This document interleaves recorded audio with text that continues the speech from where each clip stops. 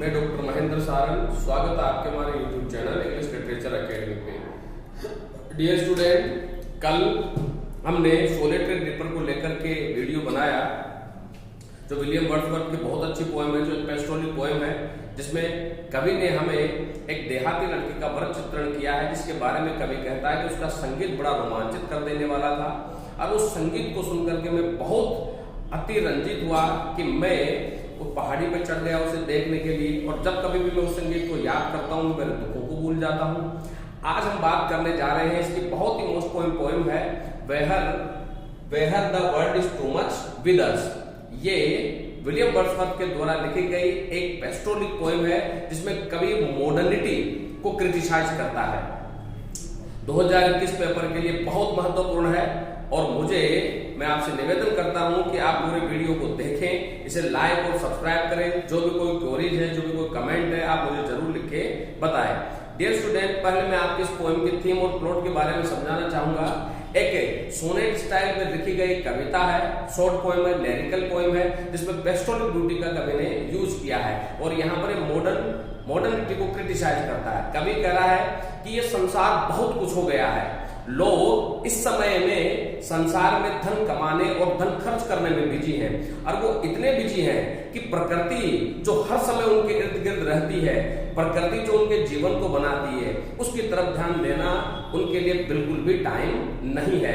हवा जो हमें प्रकृति से मिलती है, उस हवा को ग्रहण करने का भी इंसान के पास में समय नहीं है।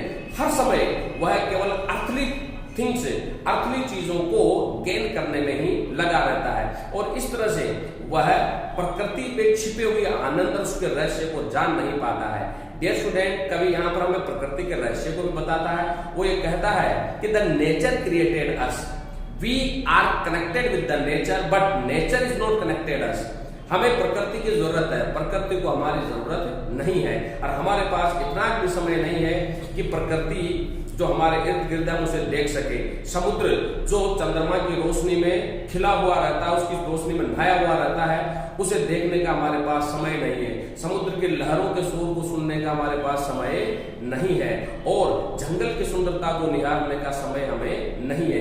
इन्हीं चीजों को लेकर के क्रिटिसाइज कभी करता है, क्योंकि मॉडर्निटी का प्रभाव इतना छा गया है हमारे ऊपर, और आगे बढ़ने का प्रभाव इतना छा गया है कि हम हर किसी भी तरीके से बस आगे बढ़ना चाहते हैं और अर्थली चीजों को ग्रहण करना चाहते हैं। इस तरह से हम सॉर्टेड बून हो गए हैं। कभी यहाँ पर हमें अभिषिक्त कहता है, और ये कहता है कि हम जीवन के उस खुशी को, उस आनंद को हम खो चुके हैं इस मॉडर्निटी के प्रभाव में। तो इस तरह से कवि जो है वो यहाँ पर मॉडर्निटी को क्रिटिसाइज करता है, और इसीलिए कवि ये कह रहा है कि I do not like to live here, I again want to go in pagan era. मैं वापस उस पैगन एरा में जाना चाहता हूँ, जहां पर मैं समुद्र के किनारे खड़े होकर के डूबते हुए सूरज को मैं देखना चाहता हूँ, उगते हुए सूरज को मैं अर्घ देना चाहता हूँ। मैं उस शंखनाद की घोषणा को सुनना चाहता हूँ जो चर्च में बजाया जाता है, जो मंदिरों में बजाया जाता है, मैं उस शंखनाद को सुनना चाहता हूँ। यानी कि कवि again wanted to lead that kind of religious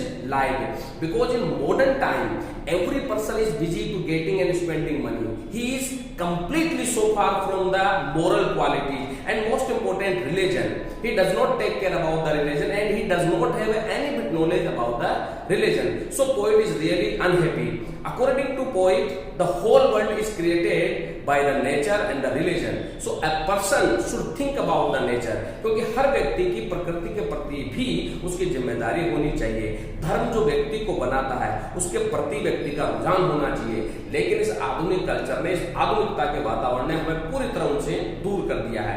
तो विलियम वर्ड्सवर्थ ने यह मॉडर्निटी को क्रिटिसाइज करते हुए कविता लिखी है, जिसमें पेस्टोरल ब्यूटी का भी बहुत अच्छा वर्णन कवि ने किया है, और कुछ ऐसे प्रतीकात्मक शब्दों का प्रयोग किया है जो उस मॉडर्निटी को यहाँ पे साकार करते हैं। तो पहले स्टैंजा में तो कवि जो है वो मॉडर्निटी को क्रिटिसाइज करता है, और दूसरे स्टैंजा में कवि ऐसे वातावरण से दूर होकर के वो वापस उसी युग में लौट जाना चाहता है जिस युग में नैतिकता, मानवीयता, सदाचार, स्वावलंबन, आत्मनिर्भर था और धर्म के प्रति लोगों के प्रति आस्था थी। क्योंकि आज के समय में इंसान धर्म और नैतिकता, मानवीयता को भूल चुका है, और वो कंप्लीटली आधुनिकता के रंग में रंगा हुआ, वह आधुनिक चीजों के संग्रहण में ही लगा हुआ है, जिसे कवि क्रिटिसाइज करता है। और वो ये कहता है कि बिना प्रकृति के आनंद के जीवन में कोई आनंद नहीं है।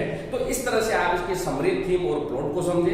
वर्ड्सवर्थ के द्वारा लिखी गई बहुत अच्छी कविता है और इस कविता से रिलेटेड तीन तरह से आपके प्रश्न पूछा जा सकता है कि how did poet show modernity in the poem. कविता ने मॉडर्निटी को कैसे दिखाया, तो आप शुरू की वो लाइनें लिखिए इसमें और वो बताने का प्रयास कीजिए कि किस तरह लोगों ने मॉडर्निटी में कदम रख दिया है, किस तरह से वो getting and spending so did गुण वाली जो लाइन है आप वो जरूर लिखें। और where the world is too much with us, इस कविता में किस तरह से उसने मॉडर्निटी को शो किया है, क्योंकि आज का इंसान जो है वो धन कमाने और धन खर्च करने में बिजी, हर समय वो कल कारखानों, फैक्ट्रियों में, ऑफिस में धन कमाने की रणनीति बनाता है। प्रकृति की तरफ उसका बिल्कुल भी ध्यान नहीं है, न उगते हुए सूरज को देख पाता है, न वह ढलते हुए सूरज को देख पाता है, चंद्रमा की चांदनी का आनंद कैसा होता है वो उसको देख नहीं पाता है।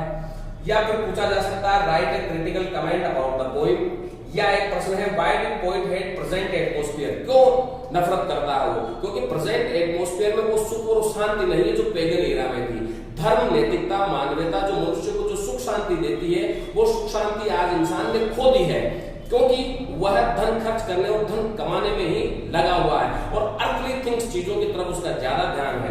इसीलिए कवि जो है प्रेजेंट एटमॉस्फेयर को नफरत करता है और वह ओल्ड इरा में, पेगन इरा में इसीलिए लौट जाना चाहता है क्योंकि उस इरा में धर्म के प्रति आस्था थी, लोगों में नैतिकता व मानवता थी।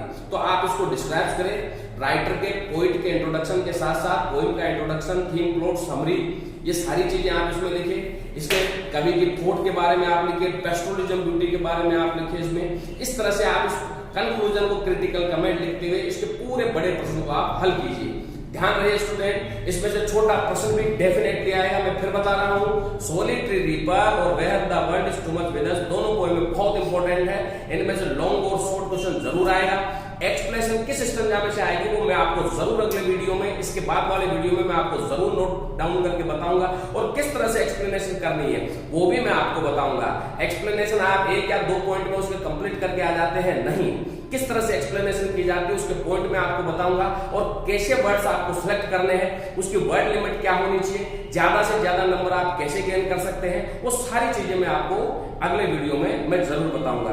तो आप इस वीडियो को अंत तक जरूर देखें, लाइक और सब्सक्राइब जरूर करें और कोई भी कमेंट हो तो आप मुझे जरूर लिखें, कोई भी क्वेरीज हो आपकी मुझे जरूर लिखें। एग्जाम नजदीक आ रहे हैं तो आपको किसी भी तरह के नोट्स की जरूरत हो, कोई पोएम आपको पढ़नी हो तो आप अपनी जिज्ञासा भी कमेंट बॉक्स में लिख करके मुझे बता सकते हैं। जैसा कि मैंने कहा है हमारी कोचिंग गौशाला और टोंक फाटक दोनों जगह पे है। मेरे से संपर्क करना चाहे तो मेरे फोन नंबर है 9928669902। आप मेरे से संपर्क कर सकते हैं। किसी भी तरह के लिटरेचर से आपको कुछ भी पूछना हो आप मेरे से संपर्क कर सकते हैं।